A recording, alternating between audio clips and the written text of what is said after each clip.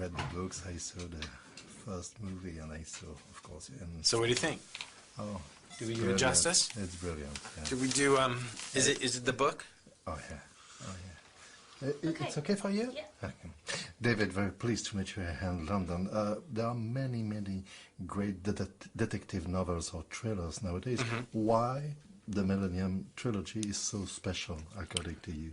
To me, I wasn't really looking for another thriller. I wasn't really looking for another serial killer movie to do. But I love these two people at the center of this thing. I thought they were just truly original. I thought she was unlike any girl in a movie that I'd ever heard about, and I love the density and the richness of the world that was described in the book, and I felt that Steve Zalian had figured out a way to get all 500 pages and find the stuff to milk out of it to make a really compelling adaptation. So there was no reason to say no. You choose to keep the plot in Sweden, and you choose also to keep some very provocative and very violent scenes, like the rape scene. No.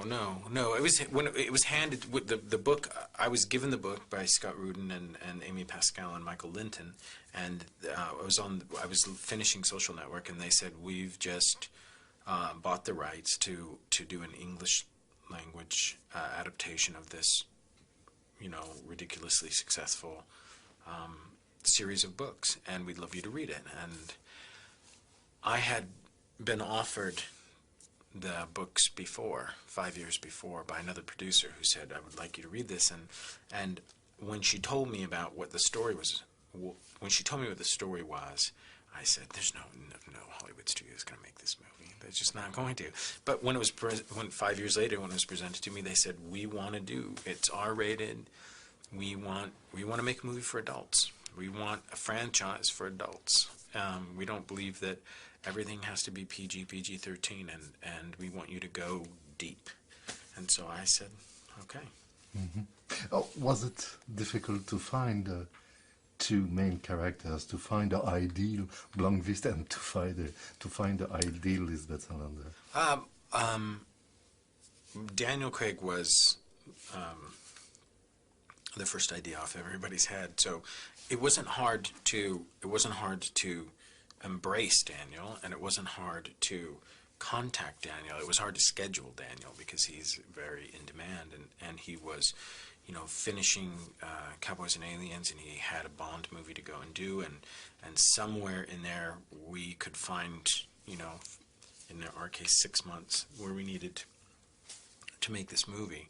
That was more difficult than imagining him in the role. I thought he was perfect.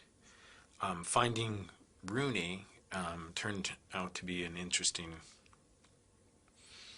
not a problem, but an interesting story in that she was right under our nose the whole time. It was a little bit of the Wizard of Oz, There's no place like home. And I looked and I read and I worked with different actors who came in who wanted a shot at it, and in the end, the person that we kind of put through the most paces, the person that we sort of tortured the most, ended up being the person who wanted it the baddest, and I felt, I felt bad. By the time we got to the 4th screen test with her, I felt, kind of guilty, and I felt sort of horrible, but I kept being kind of amazed I kept finding, I've said this before, but it was like the last puppy in the window. It was like, that's the one that I wanted. I wanted the one who wasn't getting a lot of encouragement, who must have been, really depressed time and time again, about having to do this and show up again and try it one more time. And I ultimately felt that that's who Salander would be. She would be the one who didn't quit. So. Well, thank you for the explanations. And thank